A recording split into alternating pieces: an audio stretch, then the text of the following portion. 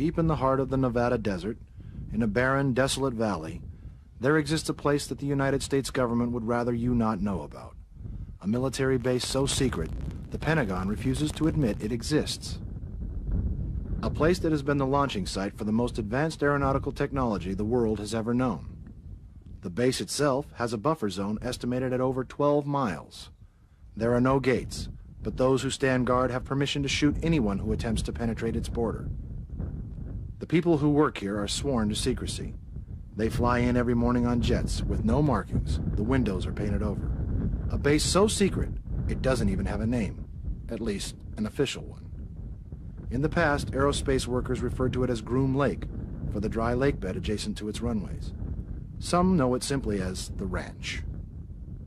The air traffic control tower at the base uses the codename Dreamland, but most know it by the region's designation on an obscure U.S. Geological Survey map, which places the world's most secret military base on a grid marked Area 51.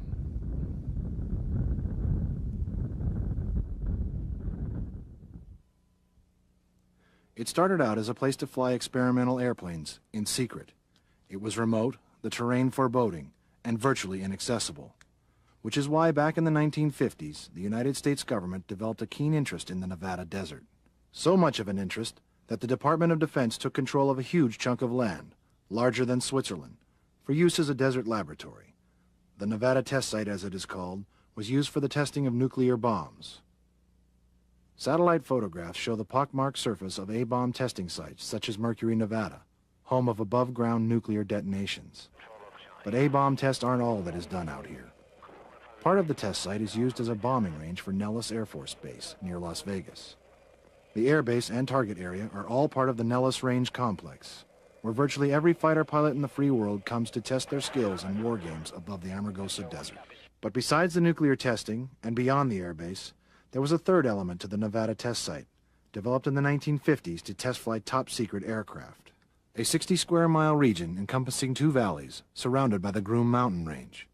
It was here, the place many now refer to as Area 51, that the government, specifically the CIA, decided to have aerospace giant Lockheed test a secret plane built to spy on the Soviet Union. It was called the U-2. The CIA went out in about 1955 to the northern part of the Nevada test site and established this area on the Groom Dry Lake for the testing of advanced aircraft technology. The kind of unofficial version, and from what I've been able to research, there is some support of this, is that even in the 1940s, perhaps the late 1940s, the Navy had an auxiliary naval airfield out there, and they used to store nuclear weapons out there at the Groom Lake facility. Now, there were only a few buildings up at that time. Now, one alleged eyewitness said that in 1948 there were 5 buildings and one of them was a hangar. For years, this is where the U.S. government tested its greatest airborne secrets. Many of them planes built by Lockheed's legendary Skunk Works, the aerospace company's assembly plant used to piece together top-secret government projects. Besides the U-2, it is where the super-secret SR-71 Blackbird first took to the air. Later came the F-117A stealth fighter. There have been suggestions that Northrop Grumman's B-2 stealth bomber was also flight tested here, all of which made Area 51 famous to aviation buffs like Chuck Clark. Aerospace, and I've always had an interest since I was a young kid. And I started hearing about a place called Groom Lake in the early 70s from people that work at Lockheed that occasionally would fly out here and spend a couple of weeks working on a secret aircraft. And although they wouldn't tell me much, they sort of, explained where it was and in the general nature of what was going on out here. And so a few years ago, 2.5 years ago, I finally decided it's time to pack up and go over there and check it out for myself. Groom Lake is a part of Area 51. It is a dry lake bed surrounded by the Groom Mountain Range. After hearing about it as an inquisitive teenager, it was only recently that Chuck Clark came to investigate the area on his own. What he found was very much what he expected, based on the rumors from Lockheed engineers he had befriended years ago while growing up in Southern California.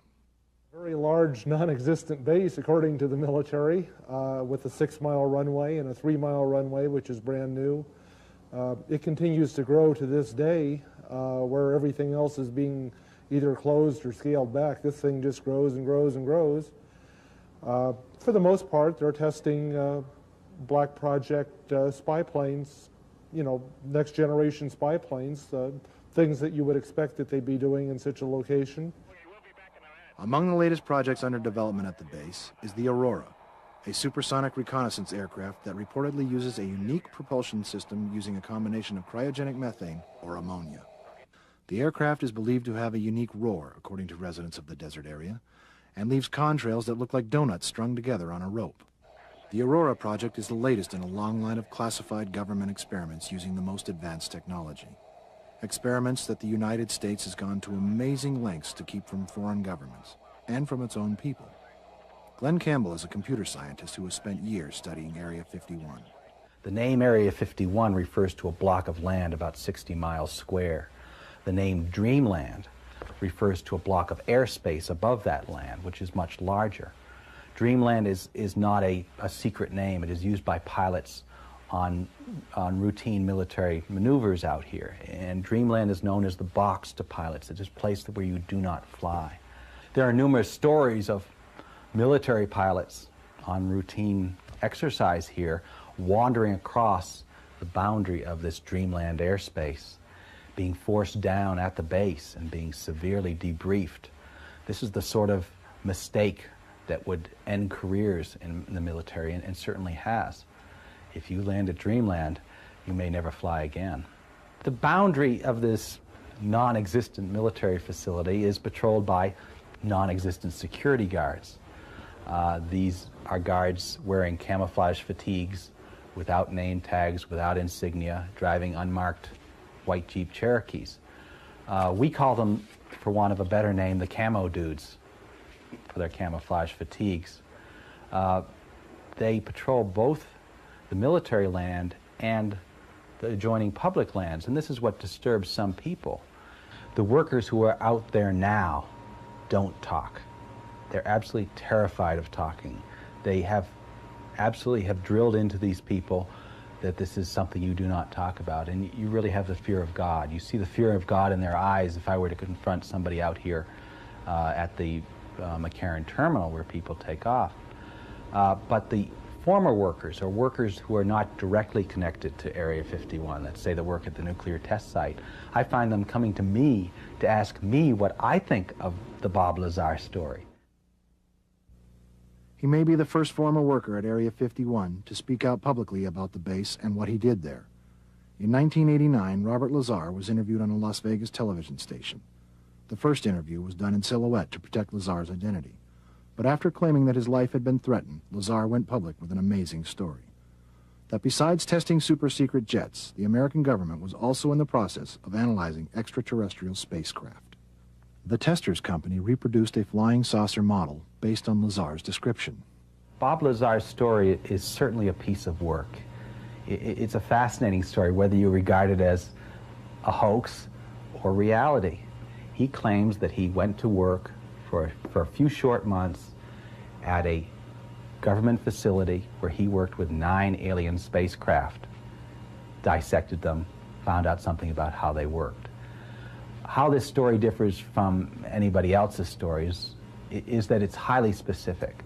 It's highly limited. It's a disciplined story. He's not saying he saw any aliens. He's not saying he knows what the alien agenda is. He's just saying, this is where I went, this is where I did, that's all I know. Lazar claims the alien spacecraft was not actually housed at Area 51, but in a valley just south of the base, at Papoose Dry Lake.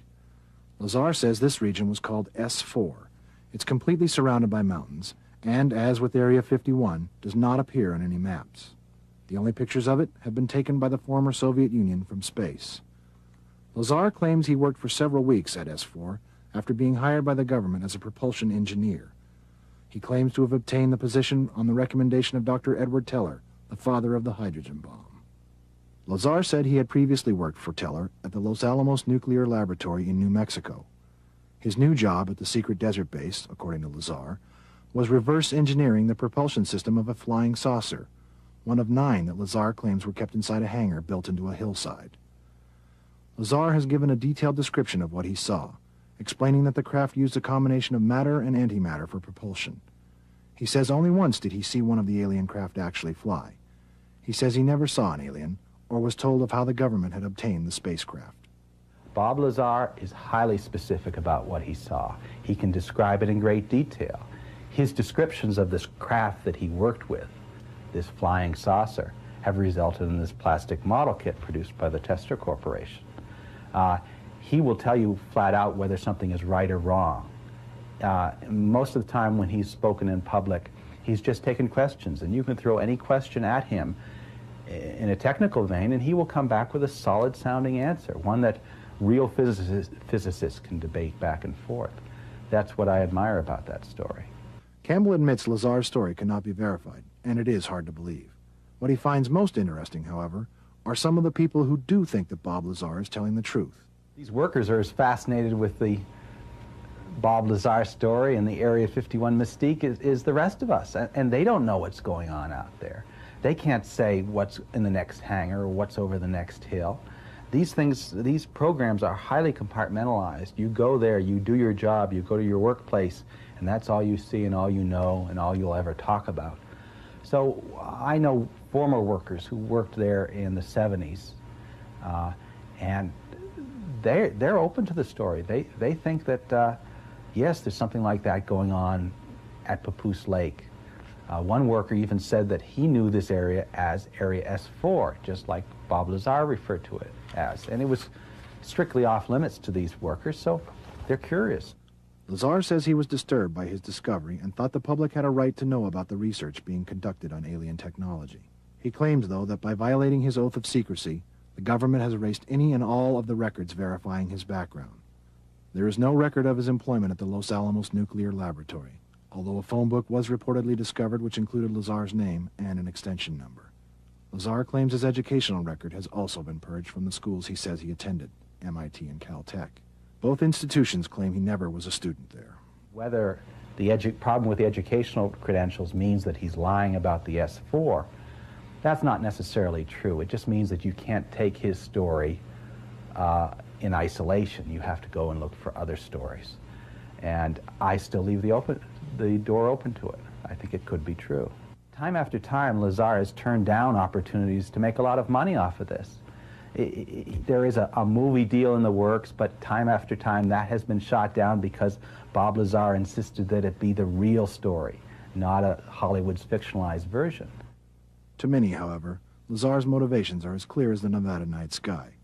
Since his story was first publicized, scores of UFO investigators, believers in extraterrestrials, and even curious tourists have trekked to the area just outside the borders of the secret base. They gather at the Black Mailbox, which belongs to a local rancher. It's the only landmark for miles. It is at this site that Chuck Clark claims to have periodically witnessed unidentified flying objects. Glowing craft that take off from actually south of the base out there itself in the next valley over. And they seem to be capable of doing, going from a dead stop to several thousand miles an hour, stop on a dime, do a 90 or 120 degree turn without decelerating, things that just don't fall into our physics. Clark says he first witnessed what he terms UFO technology over the base one evening in February of 1995. This video, shot with a Sony Nightscope telephoto lens in late spring 1995, shows what appears to be a large glowing object just above the Groom Range. The light appears to change in intensity, and there are no normal aircraft strobes. The light hovers above the Groom Range for about 30 seconds, then disappears behind the mountain. For a while, what I thought was a illumination flare. It had risen from the airspace and hung motionless in the sky, quite brilliant yellow-white light about the size of the planet Jupiter or Venus or something like that, and then slowly descended, and when it got down to the hill line, instead of disappearing behind the hills as I expected, it was in front of the hills. It got down to 20 or 30 feet above the ground where it stopped. And because it was quite bright, it was illuminating the ground. I could see clearly where it was. And I was still of the opinion it was a flare. I just thought it was blowing out from the base and that they were going to start a range fire with it. And then suddenly the thing streaked sideways, covered 4.8 miles distance in, 1 to 1.5 seconds. I didn't clock it, it's only an estimate, but on the outside, 1.5 seconds. And that's still in excess of 9,000 miles an hour. When it stopped, it didn't slow down and stop, it just stopped cold. And it hovered for a few more seconds, then it vanished in place. This home video was made by a visitor to the black mailbox, who tries to keep in focus a bright light darting across a region just south of Area 51, the approximate location of S4, where Robert Lazar contends that 9 alien spacecraft were based. What in the world is it? Here at the black mailbox, got people from Japan just up the road here. We're at Groom Lake. Also recording the air channels. I can hear jets in the background. I'm gonna zoom back a little bit. This is looking straight over Steve Medlin's ranch, right here off 375 highway. This is right over the peaks. I'm panning way back for reference, casino reference. I'm gonna zoom back in. Moves away, comes forward. I'll turn on headlights now.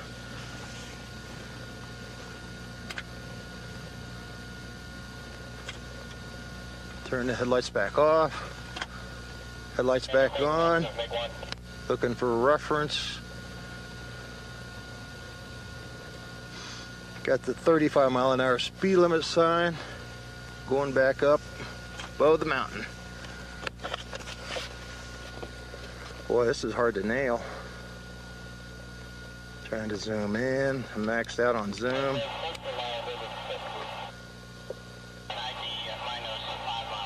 Camera's perfectly still, and this thing is all over the place. The object seen in this home video is very similar to what Chuck Clark says he has seen on several occasions at this site. Again, he was too far to notice any detail in the object, but could clearly witness its lightning speed movements.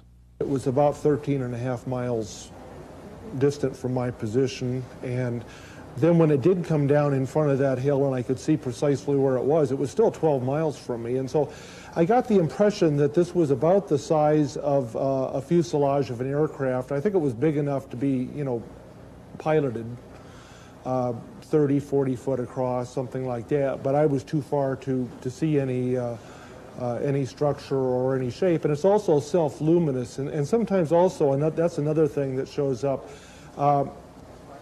apparently the luminosity is some sort of a byproduct of the propulsion system, because quite often just before a maneuver is made, the brightness will change. It'll either intensify or dim a little. It sort of cues you that something's going to happen. This video, taken by a professional photographer, shows a bright light in the distance above the base. The object enters the camera's view in the lower right side of the frame. It's moving so fast that it's difficult to see. The object makes radical movements at extremely high speeds. On several occasions, the object leaves the screen, then reappears, then vanishes. It blinks out, then reappears. Also notice the light's intensity increases just prior to acceleration. We showed this tape to propulsion expert Mary Bowden for her analysis. The things that seem very unusual about this that we've just seen are the velocity that it appears to have, and the fact that it seems to be doing these turns and maneuvers that are not very aerodynamic. And a vehicle with wings does fairly slow, controlled turns, I mean, relative to what we saw here. If you want to start with the assumptions that this vehicle is 13 or more miles away, and that it is doing this maneuver in essentially the way you see it, which is really a two-dimensional image that we're looking at, it is clearly traveling at a very fast rate of speed. And it is doing a maneuver that is not at all conventional for any sort of spacecraft or more likely aircraft that I know of. In addition, something that's traveling that fast would normally it's traveling, if you calculate the velocity, it's faster than the speed of sound, and therefore you would expect to hear some sort of a sonic boom, especially if you're only 13 miles away from this thing. You would, very likely hear it. So it's a little confusing how you would get something traveling that fast and doing maneuvers like that without creating a sound, a sonic boom of some sort. None of these things can easily be explained with any sort of technology that I know of right now. On the other hand, I'm much more willing to believe there are simpler explanations than to think that it's some sort of a alien spacecraft. Although most of the mysterious sightings are from a distance of 12 miles or more, there are a few who say they have seen objects in the area at a much closer range. Susan Lowe says she was with a friend near the black mailbox one night when she witnessed a bright orb approaching. And the first thing we saw was a round, disc-shaped craft that was on the horizon. It was actually eye level to us. It was not up in the air. It was an orange-shaped color, glowing. It was ground level. It was really odd. There were some portholes, what seemed to be kind of portholes around it, and it was a really large craft because it must have been at least 1.5 miles away from us, and yet it was maybe, it probably was, I mean, I hesitate to say, but it was a huge craft from where we were because it was big, to us, and it was probably 1.5 miles away at least. Then there is the experience of Bill Hamilton. Hamilton is a UFO investigator. He and an associate say they too had a close encounter near Mailbox Road. As we continued to look, another light came on to our right, and I thought, well, that's up in the hills somewhere, in the Groom Range, where this light came on. So I told Pamela, I said, you keep an eye on the original light, and I'll keep an eye on this light. And I said, we've got nothing else to do, right? So she went on talking, and every now and then she'd look through her binoculars, and then she tapped me on the shoulder and said, you better look at this original light. It's beginning to brighten up. And as I looked back, I noticed that I could see a glow coming from the ground. I said, what's going on here? And suddenly, coming up out of this glow, right, rising off the ground and tilting, was an object that appeared to me to be about the size of a bus. And it had lighted windows, or rectangular lights on it. Some of it was amber, some of it was blue-white in color. And at that point in time, I'm saying, oh my God, and I'm halfway kidding here. I said, what are we looking at here? Is this a UFO? I said, we're scanning the sky and something's coming up off the ground. At that point, as I'm looking away and I'm looking back at the object through the binoculars, this object is changing its configuration. And it resolves itself into 2 bright orbs of light. And we're continuing to look at it, and I'm saying, oh my goodness, what is happening here? Because this thing is changing shape. I've never quite seen that before. And as I continue to look, the lights increase in brilliance. And the lights became so brilliant, I've never seen anything so bright at night. To believers, Hamilton's story, and that of many others, is proof that the government is testing alien spacecraft at or around Area 51. Now, on any given night, you will find people standing at the black mailbox looking skyward above the Groom Mountain Range. Well, I had a good look in the glasses and went to the left, and it hovered for a while. It was pulsating, and then it started off to the right and just disappeared. You hear a lot of stories about what's going on, what supposedly isn't going on. There's no Area 51, there's no Groom Lake, which is baloney. But there's also some strange sightings out here. And we're curious. We're very, very curious, and we want to see it. Glenn Campbell is skeptical. He believes that alien craft may once have been housed at Area 51, but has never seen any evidence that they are still there. I first came here about 2.5 years ago. I heard the stories in the UFO literature that you could come to this mysterious desert location and see flying saucers on demand. And this was a little bit too good to pass up. So I came and I did the traditional thing, which is to sit out in your car and watch the skies for a night or two. And I saw fantastic lights, all of which I came to understand were flares and other lights associated with the bombing runs and the military exercises out here. I succeeded in explaining just about everything that I had heard in the UFO literature in terms of these lights, so I began to dismiss most of it. Most people come here wanting there to be alien life, and this is a problem, because when you really want something bad, you're going to see an ambiguous stimulus and turn it into whatever it is you want. But there are some who never wanted to see a UFO, such as LaRae Fletcher. LaRae had spent over 20 years living outside the base in the remote desert hamlet of Rachel, Nevada. In that time, she had witnessed scores of high-tech jet aircraft crisscrossing the desert sky. She says never once did she pay much attention. But there was one encounter with a flying object that was different than all the others. Rarely does she tell the story for fear of ridicule. I was halfway between the top of Coyote Summit and the bottom of Queen City Summit. Driving your car? Driving my car, coming home. On the road? No. Well, yes, there was another car coming from... I was going west, the other car was going east. What did you see? What did I see? Okay, we were coming, I was coming. There was nothing out there, absolutely nothing. It was dark, kind of a, not a cloudy night, but not really, really clear too.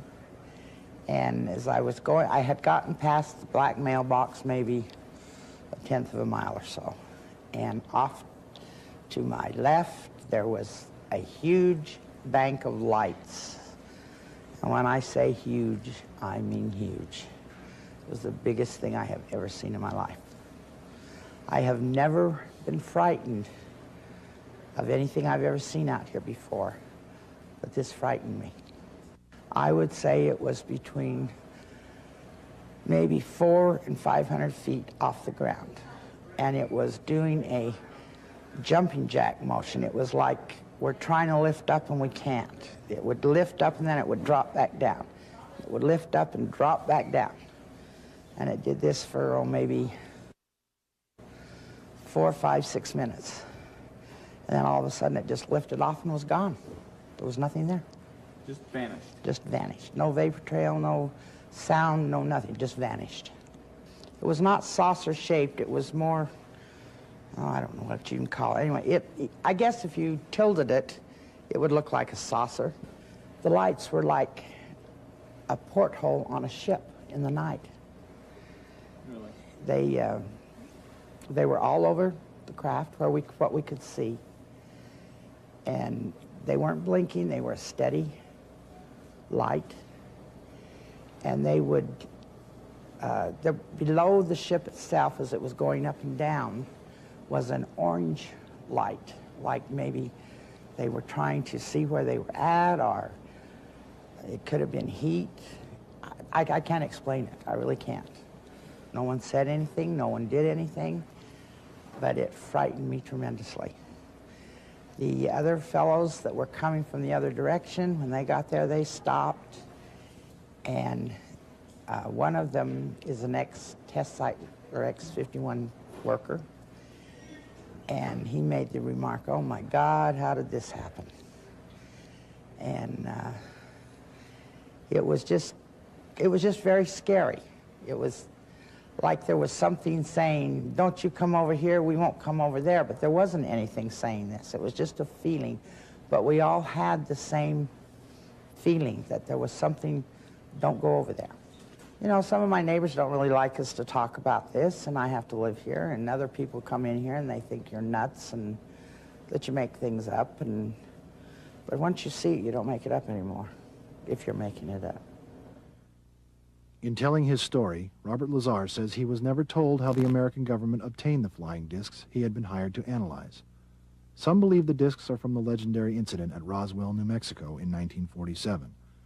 It was there that a suspected UFO crashed on a ranch outside a nearby Air Force base.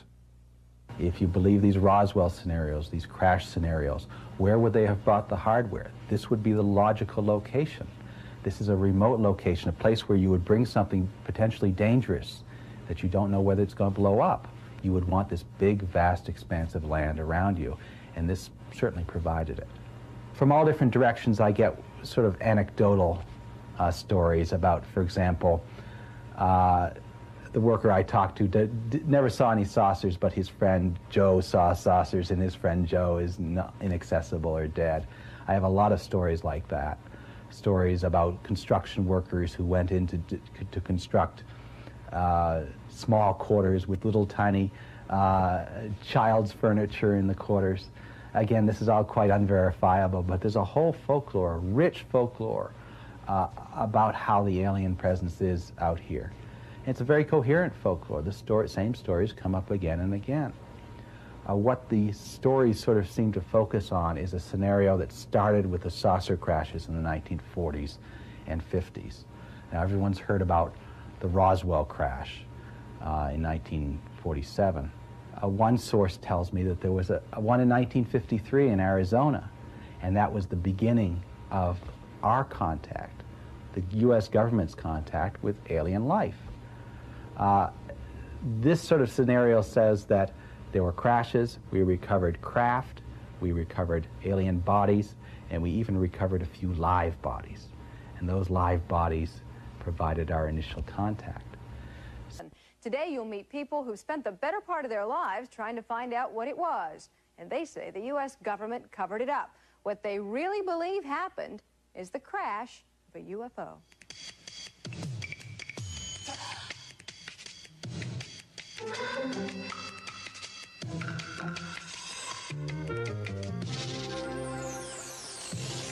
There's no way you could construe it to be a weather balloon. Well, some friendly person in Washington called us and pointed out that this was restricted information. He said, well, they told me not to say anything. A closer look. Hi, I'm Faith Daniels, and welcome to a closer look at strange lights in the sky. Experts are saying a lot of people are going to see them this week because of a rare astronomical event. The planets Venus, Jupiter, and Mars are lining up, and some folks are going to swear that they are seeing UFOs. Well, 44 years ago, residents of Roswell, New Mexico were sure they had seen a flying saucer. They even heard it crash. David Garcia takes a closer look. They say it happened here almost 44 years ago. Something, some say a flying disc, some say a weather balloon, crashed in this field 75 miles outside of Roswell, New Mexico. Even today, many people around here say it was a UFO, a flying disc, as it was reported in the local paper the next day. They also believe there has been and continues to be a government cover-up of what happened. In 1947, Elizabeth Talk's father was the local sheriff, and she says after he got to the crash site, the government got to him. They told my husband, Mr. Wilcox, that she would say, don't you say a word. So he didn't, and he was very calm about it. I mean, he just didn't say anything. In fact, the Air Base commander issued a press release describing the crash of some sort of flying disc. That made headlines. Then hours later, the Air Force announced there had been no UFO, simply the crash of a weather balloon. And when the general came in, he told me not to say anything, that he would handle it. Army intelligence officer Jess Marcel, Sr., had been one of the first government officials to examine the debris that was found at the scene. Interviewed shortly before his death in 1986, he continued to insist it came from a UFO. I said, it looks like balsa wood. It would seem lighter than balsa wood. So I got my cigarette lighter and I said, I want to see if this stuff will burn. It didn't. A UFO? A government cover-up? Not an easy story for most people to accept around Roswell, the home in 1947 of the world's only atomic attack bomber group. The people didn't question their government, and for nearly 50 years, they have lived with it. For A Closer Look, I'm David Garcia in Los Angeles. After all the years of controversy, a new book about the incident is coming out. It is called UFO Crash at Roswell. It's based on interviews with more than 300 people, and the author, retired Air Force Captain Kevin Randle, is with us now. After 44 years, why should we care whether this happened or didn't happen? Probably the biggest story of the century, maybe of the millennium. We're talking about the contact of with life from other planets. We finally learned that we're not alone in the universe. This is the story that proves it to us. But there have been so many alleged sightings. Why should we believe that what happened in Roswell was really a UFO? Because this is the one sighting we have where we've got all the elements we need. We've got over 300 witnesses, people who were there, who saw it. We know that there was wreckage recovered. The government has the wreckage. We know that bodies were recovered. The government has the bodies. This is the one case that can prove the whole phenomenon, give it the reality that it needs. The government has wreckage and alien bodies? Alien bodies, yes. You say that so seriously? And it's because it's absolutely true. We have probably... If it's so true, why haven't we heard about it? You have heard about it, you just have ignored it. This stuff is leaked into the press a number of times, and the story is so incredible, it's what we call a self-keeping secret. People don't want to believe it, they read the story and they ignore it. We can go back through the newspapers and the news magazines from 1947 on. We can find the story appearing periodically. Sometimes it's around Aztec, New Mexico. Sometimes it's involved other things, but we can find it appearing, and people just ignore that. So we have heard about it. If it's the biggest story of the century, why would the government cover it up? In 1947, we just come out of one of the most disastrous wars that had ever been fought. In 1947, they didn't know what they were dealing with. They were presented with a technology that was so far superior to ours that they needed to keep it covered up. In 1961, the Brookings Institute did a report for the United States Senate for NASA. And in that, they talked about what would happen if there was a confrontation between people of Earth and an extraterrestrial society. And the conclusions were, based on our own history, that when a superior civilization confronts an inferior civilization, the inferior civilization ceases to exist. Well, allow me to raise an eyebrow for the next 30 minutes, if you will, because we'll come back and talk to you a little bit later. Right now, we're going to head out to Roswell and find out what the people there are saying. And we have some people who say they absolutely believe it.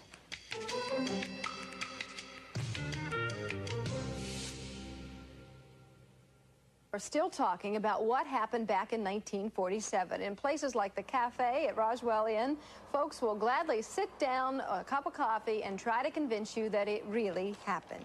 At the cafe this morning, we have three people who remember what happened: Walter Hott, Art McQuitty, and Glenn Dennis. Hi, guys. Hey. Hi, Faith. How are you? Walter, tell me how you fit into this puzzle. What were you doing back in 47?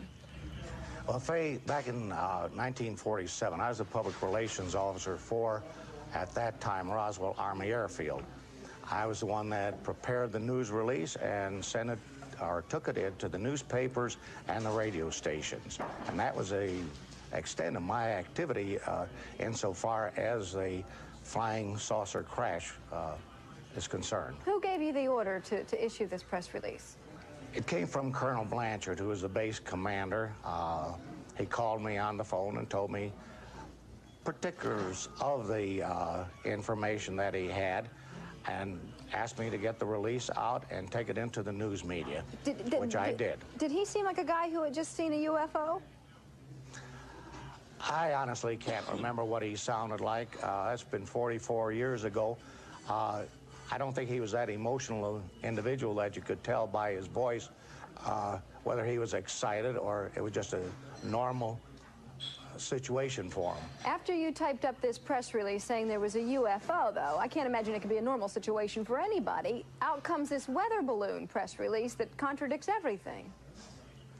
Well, I think that was part of the cover-up, and it's quite possible that this went a little bit further in that the press release may have been the start of a cover-up that evolved around stating that we had it, and then while people were talking about it in the community, and then coming back and saying, well, it was a weather balloon, which pretty well squelched all the rumors about it being a flying saucer. Art, you were the editor at the paper when Walter walked in and handed you a press release saying that the military thinks that a UFO has just crashed. What did you do when you saw that release? I about jumped out of my skin. I firmly believed that all of the people who were reporting saucers were really seeing them. And so when they brought the press release in saying that they had discovered the wreckage of a UFO, although they didn't call them that in those days, they were called saucers, I got very excited. And I turned to the AP ticker in our office, and lo and behold, the story was already on the ticker. And I said, Walter, what the heck are you doing? You scooped us. It turns out that they took turns giving the press releases, and one of the radio stations had already moved it. Then they come back at you and say it was a weather balloon. Did you buy the weather balloon theory? No, I did not buy it because I firmly believed that what people were seeing were from another celestial organization, and I was very comfortable that they had found the wreckage of a saucer. All right, on to Glenn Dennis. Glenn, you were the base funeral director at the time. How did you get involved in this? Well, I wasn't the base funeral director. I was a funeral director at the Ballard Funeral Home in Roswell at the time, and I received a telephone call from the mortuary officer at the air base inquiring about certain types of casket sizes, like 3 foot 6 inches or a foot casket, and what was available and how many, what did we have in stock. And I informed them we only had like a 4 foot, but we could get whatever they needed within 24 hours. You must have thought that was a little odd to have that kind of a request. And then you came upon a nurse who said that she saw alien bodies. Well, the nurse, she was a nurse there at the base that I knew quite well. She walked in on this unintentionally. She went into one of the examining rooms to pick up some supplies, and the doctors, there were 2 doctors, 2 pathologists that were doing a partial autopsy on, it looked like, she says... We have a drawing that you apparently drew based on her description of it?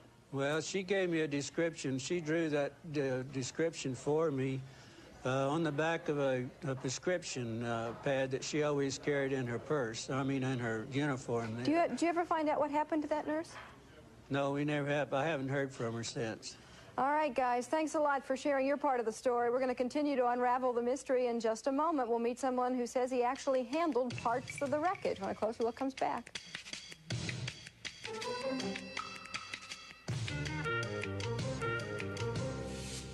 We're back now on a closer look. Our next guest was 11 years old back in 1947. Jesse Marcel Jr. is the son of Air Force majors sent to inspect the wreckage, and he was there when his dad brought some of that wreckage home. You actually saw this stuff? Well, I handled it as it was brought in from the car and placed on our kitchen floor in the house in Roswell. What did it look like? Well, it was a lot of foil-like fragments with Bakelite type pieces of plastic, and then structural members like I-beam type material. Had you ever seen anything like that before? Not really. Never? Not to my knowledge, no. Could it have been a weather balloon? I had seen weather balloons because I was given one time by my dad, but it was not that, I assure you that. Now, I read a newspaper account from the time, and the rancher who collected this debris described it as foil and sticks and paper and tape. Does that look like what you saw? I didn't see any paper or sticks, but I saw it was all metal and some pieces of plastic. The newspaper account at the time said the debris gathered up completely weighed about 5 pounds. Could a UFO weigh 5 pounds? Well, not a real UFO, I wouldn't think. So what do you think this was that you were handling? Yeah, it was a very remarkable piece of material. You know, it had writing on it that was very strange. That was the part that really set it off from anything that I had ever seen, was the type of writing that was embossed or imprinted on the inner surface of these I-beams that were in there. Would you liken it to hieroglyphics? Or? I thought of it as resembling hieroglyphics at the time, but no, not really, but just resembling hieroglyphics. It was kind of a purple-violet hue embossed on the inside of... Have you ever seen anything like this since then? No, sure not. Is it possible that it was like an enemy spy satellite or something? Unless they're using strange material, strange writing. What happened to it after it left your kitchen? Well, I helped my dad load it back onto the car, and he took off for the air base, and that was the last I saw it. Yeah, and what about your dad? What did he do with it then? I understand he flew it to Carswell Air Base that night or the next day, I'm not sure. Would they have given so much attention to a weather balloon? It doesn't seem likely, no, not to fly a weather balloon to Carswell in a B-29, which is not very cost-effective. Why didn't you try to keep any of it? I didn't. I was Air Force. It's not my material. Play by the rules. You bet, that's right. Your daddy firmly believes that what he saw was a UFO? We discussed it later, and that was the only thing we could come up with. That was the only thing that he could conclude. That was it. Do you also believe that there was a government cover-up? I think there was, because he was part of it. He was part of it? In what way? Well, he had to then backtrack on the flying saucer story and put out the story that this was a weather balloon. But I assure you it was not a weather balloon. And he didn't buy the weather balloon? No, ma'am. Sure. sure not. But he was Air Force, he went along with it. That's All right, right, Major exactly. Martel, thanks a lot for talking with us. Closer look, we'll come back after this.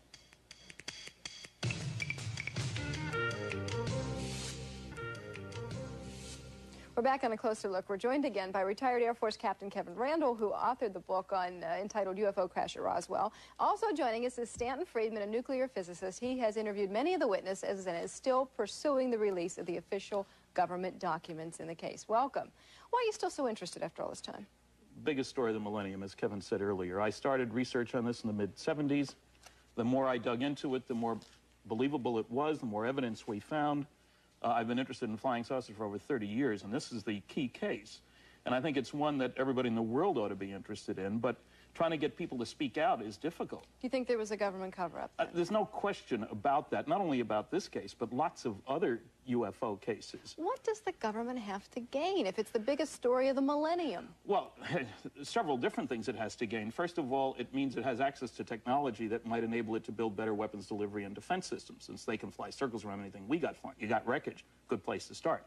Second, you worry about what if the other guy figures out how they work before you do? How do you defend against them? You don't want them to know you know they know. And the third is the big political question. If you make an announcement that indeed there are alien spacecraft, there's going to be a push by the younger generation for an earthling orientation. Obviously, to aliens, we're all earthlings. No government on this planet that wants its citizens to owe their allegiance to the planet instead of an individual You look like government. such a smart, intelligent guy, and we're talking about earthlings and aliens. I mean, That's because I've been studying the evidence for 30 years. Yeah. It's time the media got involved in studying the Well, evidence. we're here, we're working involved. on it, yes. Tell me why the aliens chose Roswell.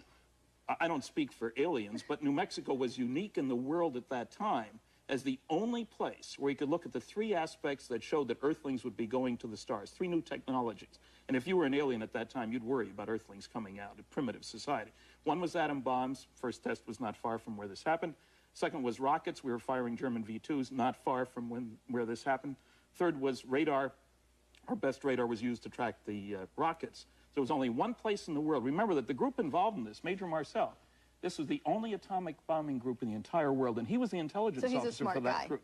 Well, and high-level clearances, aware of everything else that was going on, So it worried couldn't about have been a spy counterintelligence. satellite or something. There were no satellites. First satellite didn't go up for 10 years after that. So there goes that right out the window. Yeah, 10 years is a long time. You know, we have a statement from the Air Force. It says there's been no evidence indicating sightings categorized as unidentified are extraterrestrial vehicles. No, the statement goes much beyond that, and they say in the possession of the Air Force, if you read the original statements. And well, it's from in the Air first Force place, the way letterhead. national security works, there's no reason to believe what the Air Force says about anything. I mean, the black budget of the United States, not under congressional control, is now running at $34 billion a year. The National Security Agency alone spends over $10 billion a year. Half the people in my lecture audiences, as a scientist, I've spoken to over 600 colleges, so I get a good feedback. Half the people have never heard of the NSA. So if you can hide $34 billion a year, hiding a few saucers, lying a few times, I mean, here's what you get under Freedom of Information from the National Security Agency. Here's a released UFO document. This deals with UFO. From This the is what they're CIA. handing you. Yeah, this is what you get. It took me 5 years to get this released CIA UFO document. You can read 8 words Our on government it. at work. Yeah, I mean, this is the magic key that opens all the doors. You know, here's a 33-year-old document. I just got it 2 months ago. That's what you can read about it. So people have the wrong idea that there can't be a cover-up. It's very easy to have a cover-up, and the crash at Roswell is an important component of that. Kevin, you interviewed 300 people, many of them eyewitnesses. Did you ever actually interview somebody who said that they saw with their own eyes alien bodies? Yes, we've probably interviewed half a dozen people that saw the alien bodies with their own eyes. There's no question about it. They were on the impact site. We were told security at the impact site was extremely tight. There were armed guards around the craft itself, armed guards around the area, and armed guards thrown in a cordon around there so you couldn't even use the roads to get into the area. I tell you what, you guys have a convincing argument going. All right, a closer look. We'll come back after this.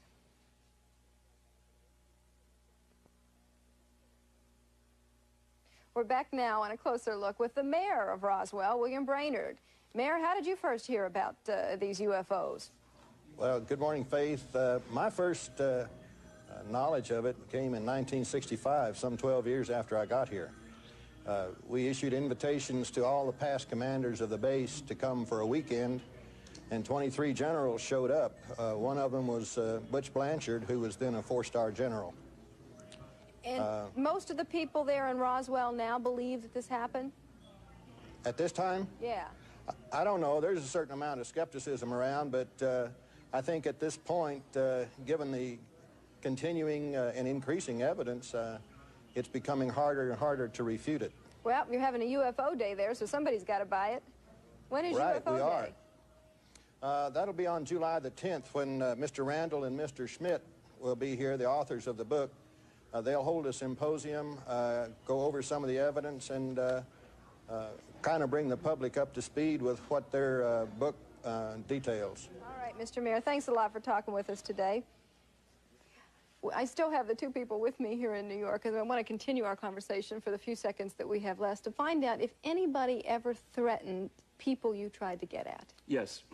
Yes. We both have talked to people who said that they were threatened. In some cases, their families were threatened. The government strength at that time, just after the war, was very powerful. When they told you not to say anything, most people didn't say anything.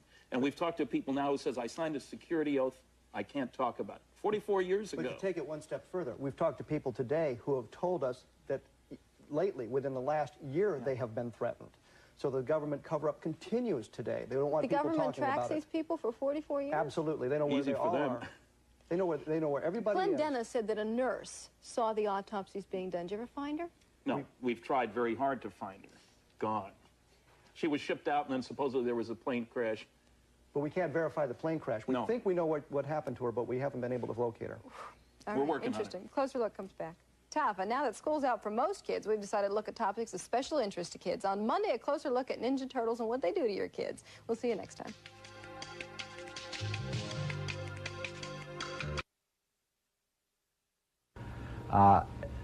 This sort of scenario says that there were crashes, we recovered craft, we recovered alien bodies, and we even recovered a few live bodies. And those live bodies provided our initial contact. Since then, since 1953, the alien information was all taken out of the government agencies that had it. The CIA doesn't have it, the NSA doesn't have it. All this information was brought into another government agency, which to this day does not exist. That agency, one source calls it the satellite government, the separate agency, has been reproducing these craft and has been successful in doing it.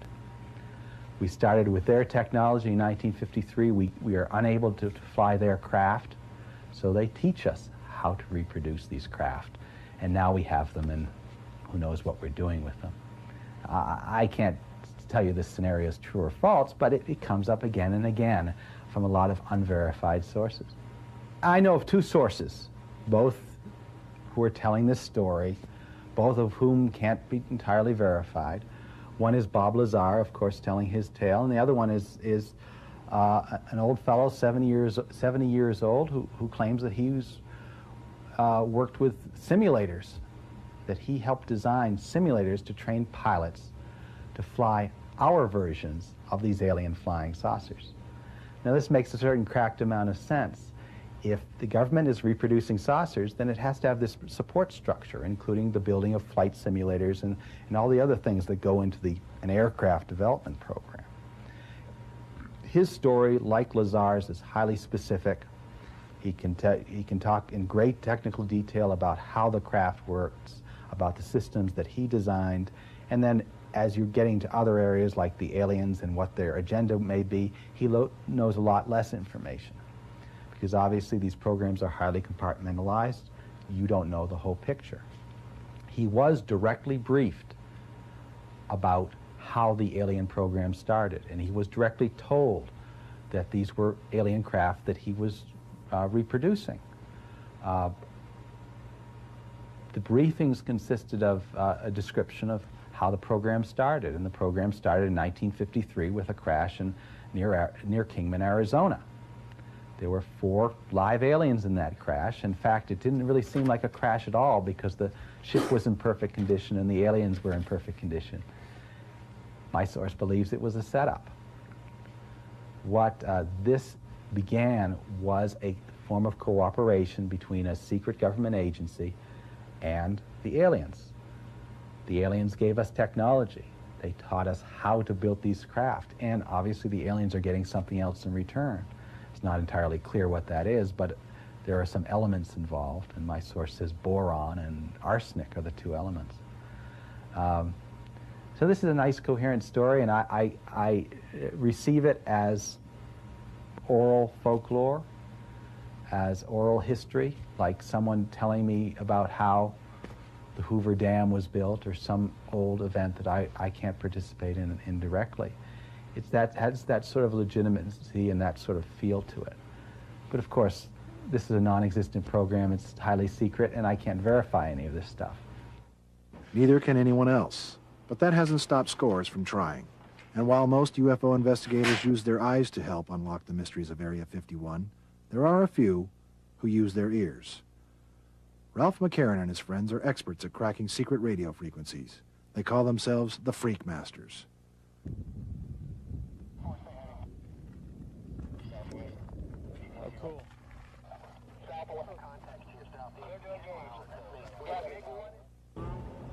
In the daytime, they monitor cockpit transmissions from aircraft flying near and around Nellis Air Force Base, which occasionally stages air combat games known as Red Flag. But it's at night that the group turns its antenna towards Area 51 in the attempt to decode radio traffic at the super-secret base. They listen for transmissions between the air tower and flights into the base, as well as the radio traffic from the security detail, which combs the surrounding hills looking for trespassers. Some of their methods they use are ground sensors. When your vehicle passes by on the road, it's sensed and a radio signal is sent to their control room, alerting them that you're already in the area. Again, that's on public land, and actually it's not supposed to be legal, but they use it to their advantage. Gives them early warning when we're in the area. If you're listening to their security freaks, they immediately come alive. Fortunately, it's scrambled, so we can't tell what they're saying. But at that time, you'll notice security vehicles entering the area you're going into. They don't seem to want to make contact with you, but they let you know they're in there and they keep an eye on you the entire time. You could see anything from conventional aircraft to lights that seem to shoot across the sky at incredible speeds, lights doing just incredible maneuvers in the sky, which I find totally unexplainable. Doesn't seem like we have that capability that I'm aware of. And I'd like to be able to find out just what these vehicles are. There's no doubt about it, there's something out there. What is going on? The answer depends on who you talk to. Obviously, the government is hiding something. But what? And if it is flying saucers from an alien planet, why would they be so careless as to conduct nightly displays over the desert floor? Chuck Clark believes that the government, despite all its secrecy, may have welcomed the emergence of Area 51 as the international home for UFO viewing. He believes there is a chance Uncle Sam is attempting to introduce the public to the existence of extraterrestrial life. He says it may be part of a program undertaken years ago, at the advent of the space age. Yeah, well, that was one of the things that our government looked at back in the late 50s, very early 60s, when we were about to send man up into space. NASA went to the Brookings Institute, and I believe they also threw this at the RAND Corporation in Santa Monica, which were both think tanks. And so, okay, now we're about to go into space. What happens if we get up there and we meet somebody? How do we tell the people of the world? And it wasn't how do we keep it from them, it's how do we tell them? And basically, they came back with their study, and they said, we have a 30-year plan where you start with wild, unsubstantiated rumor mixed with disinformation, and over the period, you get more and more accurate, and you condition them to soften the blow. And I think that's what's been going on. If that is true, that the government is conditioning the public into accepting that we have been visited by aliens from another planet, they sure picked a lonely spot for such a cosmic introduction. Scalded by the desert sun each summer, withered by the freezing winds in winter, nothing comes easy in this part of the world. Not for the ranchers, whose cattle graze on sparse vegetation and who must often drill deep for groundwater to keep their animals from dying of thirst. Not for the miners. The tungsten and silver mines died out long ago. The ore is still in the ground, but it is cheaper to import it from other countries than to dig it out. Remnants of a once thriving industry can be found throughout the desert. A fine, lung-clogging dust in the shaft of this mine was believed to have led many miners to an early death. The mine itself was known as the Widowmaker. The community of Delamar, which served the mine, is now a ghost town, the businesses and families having moved away long ago. Among the few tiny hamlets which continue to survive is this loose collection of double-wide trailers, a town named for an infant. The first baby that was born here in the valley was delivered by her father, so they wanted a name for the town. It had been called Sand Springs or just Tempaiute, a mountain, and they decided that they would like to have a name for it. And when the Joneses named the little girl, named her Rachel, they thought that would be nice to honor little Rachel by naming the town after her. As it turned out, the honor took on a new and tragic significance. Rachel Jones and her family moved to Moses Lake, Washington, after the tungsten mine where her father had been working closed. 3 years after her birth, Rachel Jones died, the result of a respiratory condition doctors believed was aggravated by volcanic ash spewed from the eruption of Mount St. Helens.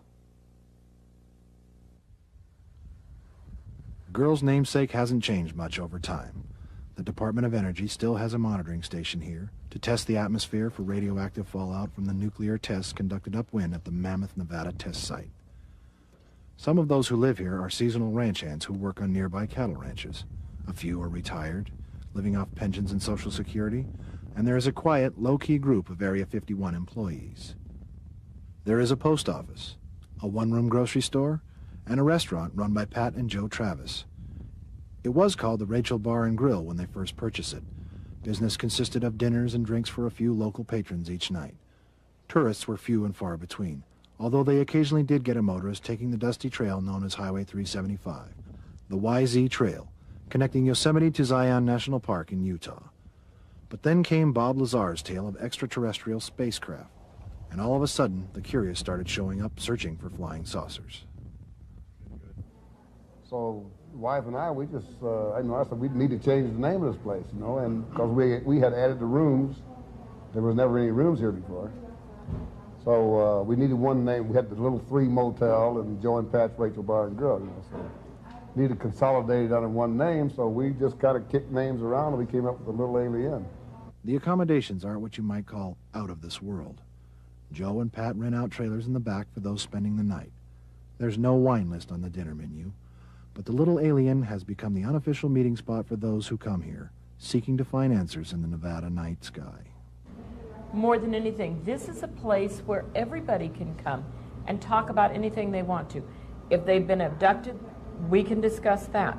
If they want to talk about the government, they can do that. If they want to talk about sightings, they can do that. Any experience under the sun that somebody has had is welcome to be talked about here. We don't hide it. A lot of people come in and they're really off in the corner. They don't want to say why they even came up here. I say, look, we can talk about this. It's not taboo up here.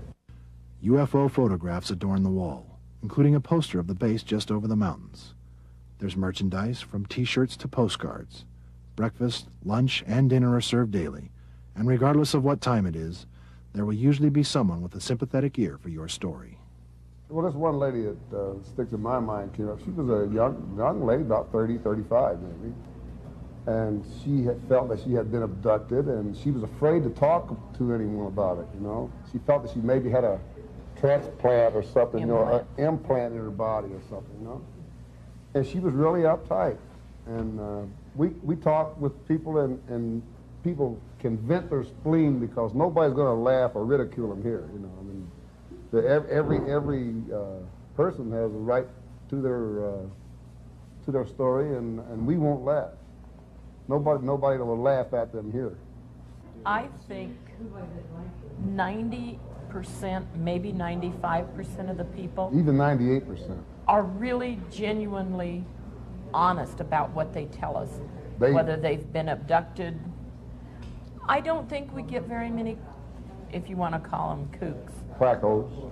Occasionally there is one, but that's the exception. It's not the rule. There are a lot of disbelievers. There have been disbelievers even in reporters, but then they've also had those that came as a disbeliever and left here feeling that they had been given a lot more than they ever came out to knowledge get. that maybe perhaps wouldn't be available elsewhere. I feel a lot of people that are skeptical or they totally disbelieve, they come out to see what they can see, maybe perhaps learn a little bit in the meantime. It's something different to do. We also get a lot of travelers from other countries that come here. And a lot of them, of course, aren't even aware that our theme, our talk thing is the aliens or UFOs or encounters. But we have learned so much about other countries and the same sort of thing that's actually happened in their countries. Because after a few minutes, even a lot of those people from other countries will talk to us about things that have happened to them. And relate a story that happened in their country, like France or Germany or Switzerland, wherever it might be. And we have actually had phone calls from Belgium, from England, from Holland, asking us if the stories that they have seen in their country about us are facts. From Paris? I called one morning from Paris. And the things that are on our walls from Japan, they're authentic. The man that did them has been here a couple of times. Sometimes the calls are from news reporters. Some are people planning a one-day diversion during their trip to Las Vegas, and others simply want to hear stories about strange encounters with aliens. And if nobody is in the bar to accommodate, Joe and Pat Travis have some stories of their own to relate. Happened twice. She's the one that, she says, they're here, right here in the room with her. I said, well, talk to them. I can't see them. She was the one that could see them. I couldn't. Beam of light came in through the back door. The first winter we were here. It illuminated the entire door jamb. We were the only two people here. It was 20 below zero outside. So we realized the doors were not standing open. It was actually physically closed completely. And through the door. And that's why on our postcard, Joe and I are standing in front of that door. Because that is the same door that this light came through. It left no burn marks, no marks of any kind on the door. Oh.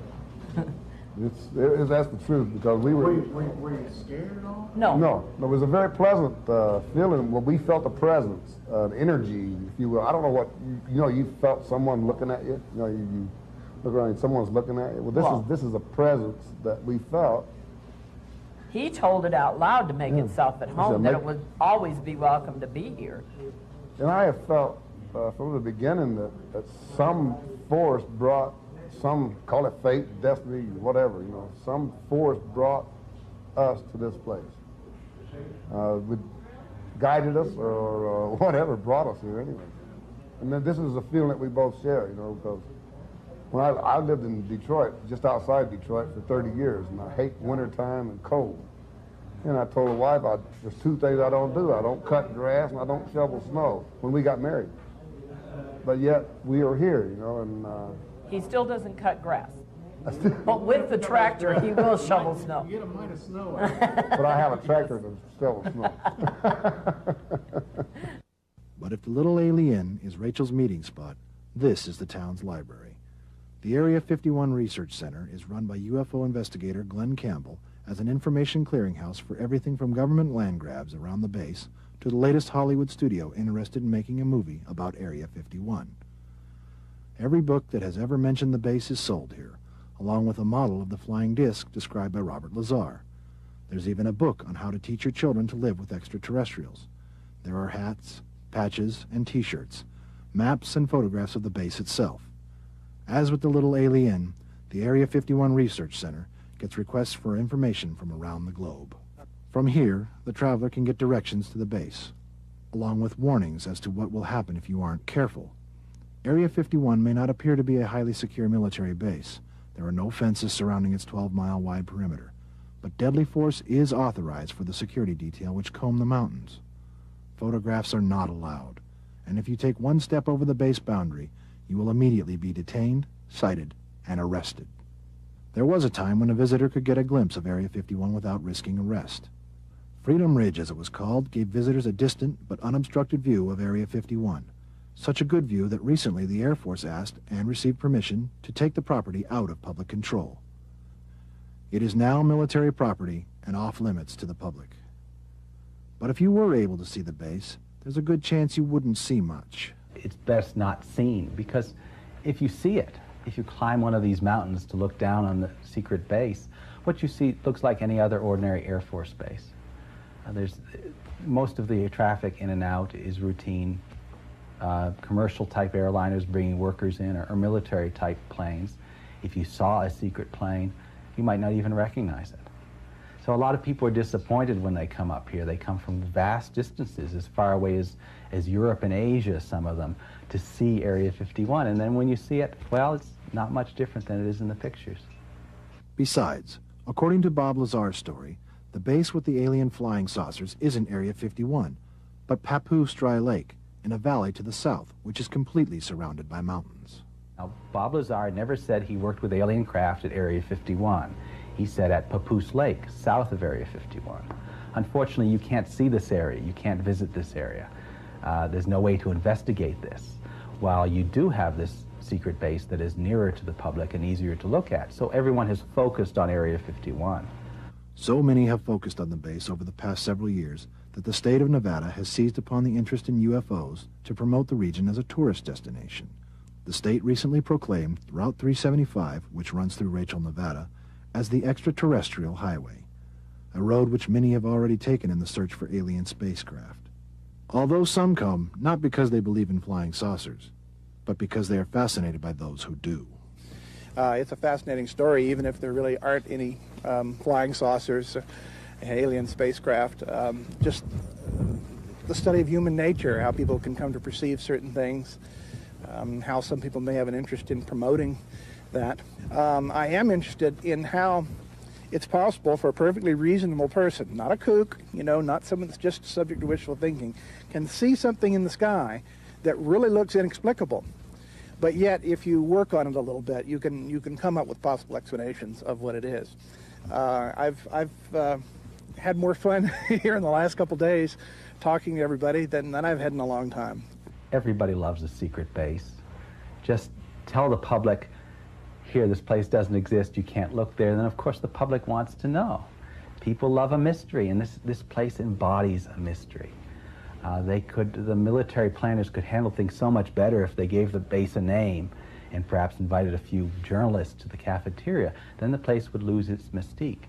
As it is now, the government doesn't acknowledge the base at all, aside from a few sentences in a press release.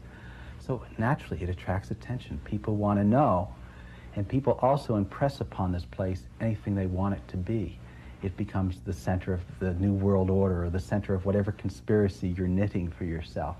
And this is a fascinating process, quite apart from what might be in the base itself. If a public relations manager were to design a base that's intended to attract attention, they would design a base like this one that the government simply doesn't talk about.